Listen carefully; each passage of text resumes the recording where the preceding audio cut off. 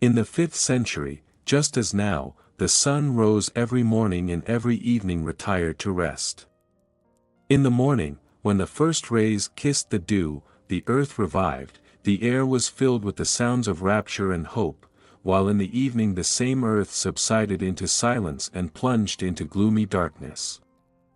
One day was like another, one night like another. From time to time a storm cloud raced up and there was the angry rumble of thunder, or a negligent star fell out of the sky, or a pale monk ran to tell the brotherhood that not far from the monastery he had seen a tiger, and that was all, and then each day was like the next. The monks worked and prayed, and their Father Superior played on the organ, made Latin verses, and wrote music. The wonderful old man possessed an extraordinary gift. He played on the organ with such art that even the oldest monks, whose hearing had grown somewhat dull towards the end of their lives, could not restrain their tears when the sounds of the organ floated from his cell. When he spoke of anything, even of the most ordinary things, for instance of the trees, of the wild beasts, or of the sea, they could not listen to him without a smile or tears, and it seemed that the same chords vibrated in his soul as in the organ. If he were moved to anger or abandoned himself to intense joy, or began speaking of something terrible or grand, then a passionate inspiration took possession of him, tears came into his flashing eyes, his face flushed, and his voice thundered, and as the monks listened to him they felt that their souls were spellbound by his inspiration. At such marvelous, splendid moments his power over them was boundless, and if he had bidden his elders fling themselves into the sea, they would all, every one of them, have hastened to carry out his wishes. His music, his voice, his poetry in which he glorified God, the heavens, and the earth, were a continual source of joy to the monks. It sometimes happened that through the monotony of their lives they grew weary of the trees, the flowers, the spring, the autumn, their ears were tired of the sound of the sea, and the song of the birds seemed tedious to them, but the talents of their Father Superior were as necessary to them as their daily bread. Dozens of years passed by, and every day was like every other day, every night was like every other night. Except the birds and the wild beasts, not one soul appeared near the monastery. The nearest human habitation was far away, and to reach it from the monastery, or to reach the monastery from it, meant a journey of over 70 miles across the desert. Only men who despised life, who had renounced it, and who came to the monastery as to the grave, ventured to cross the desert. What was the amazement of the monks, therefore, when one night there knocked at their gate a man who turned out to be from the town, and the most ordinary sinner who loved life. Before saying his prayers and asking for the Father Superior's blessing, this man asked for wine and food. To the question how he had come from the town into the desert, he answered by a long story of hunting. He had gone out hunting, had drunk too much, and lost his way. To the suggestion that he should enter the monastery and save his soul, he replied with a smile, "I am not a fit companion for you." When he had eaten and drunk he looked at the monks who were serving him, shook his head reproachfully, and said, "You don't do anything, you monks. You are good for nothing but eating and drinking. Is that the way to save one's soul? Only think, while you sit here in peace, eat and drink and dream of beatitude, your neighbors are perishing and going to hell. You should see what is going on in the town. Some are dying of hunger, others, not knowing what to do with their gold, sink into profligacy and perish like flies stuck in honey. There is no faith, no truth in men. Whose task is it to save them? Whose work is it to preach to them? It is not for me, drunk from morning till night as I am. Can a meek spirit, a loving heart, and faith in God have been given you for you to sit here within four walls doing nothing?" The townsman's drunken words were insolent and unseemly, but they had a strange effect upon the Father Superior.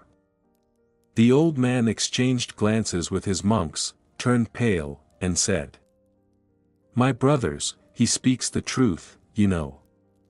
Indeed, poor people in their weakness and lack of understanding are perishing in vice and infidelity, while we do not move, as though it did not concern us.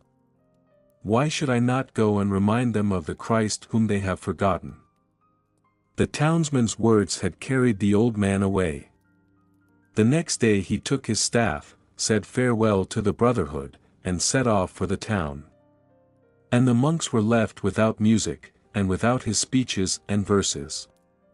They spent a month drearily, then a second, but the old man did not come back. At last, after 3 months had passed, the familiar tap of his staff was heard. The monks flew to meet him and showered questions upon him, but instead of being delighted to see them he wept bitterly and did not utter a word. The monks noticed that he looked greatly aged and had grown thinner, his face looked exhausted and wore an expression of profound sadness, and when he wept he had the air of a man who has been outraged. The monks fell to weeping too, and began with sympathy asking him why he was weeping, why his face was so gloomy, but he locked himself in his cell without uttering a word. For 7 days he sat in his cell, eating and drinking nothing, weeping and not playing on his organ. To knocking at his door and to the entreaties of the monks to come out and share his grief with them he replied with unbroken silence. At last he came out. Gathering all the monks around him, with a tear-stained face and with an expression of grief and indignation, he began telling them of what had befallen him during those 3 months. His voice was calm and his eyes were smiling while he described his journey from the monastery to the town. On the road, he told them, the birds sang to him, the brooks gurgled, and sweet youthful hopes agitated his soul. He marched on and felt like a soldier going to battle and confident of victory.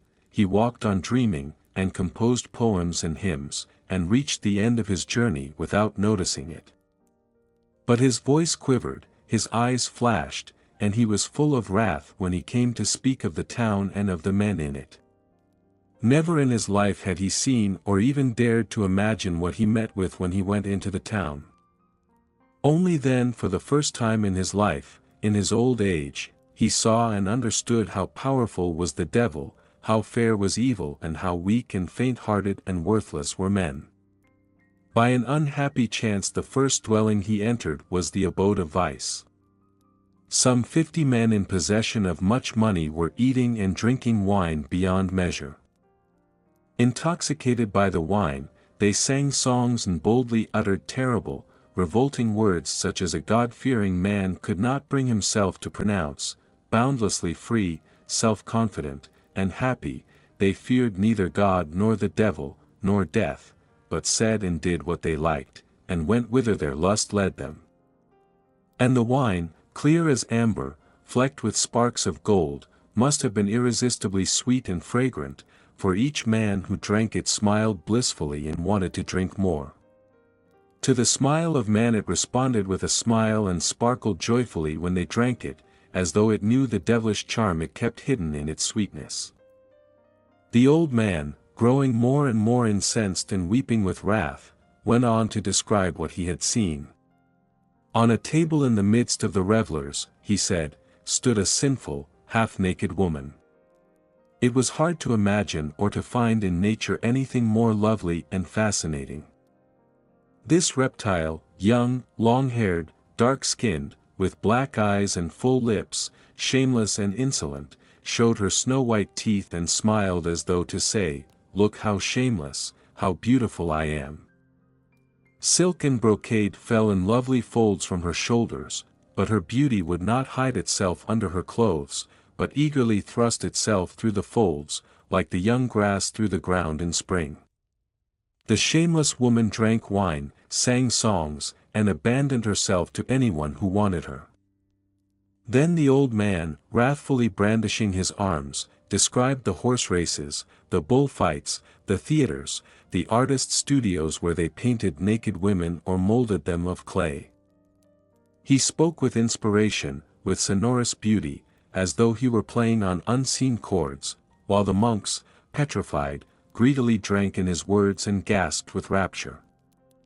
After describing all the charms of the devil, the beauty of evil, and the fascinating grace of the dreadful female form, the old man cursed the devil, turned and shut himself up in his cell. When he came out of his cell in the morning there was not a monk left in the monastery, they had all fled to the town.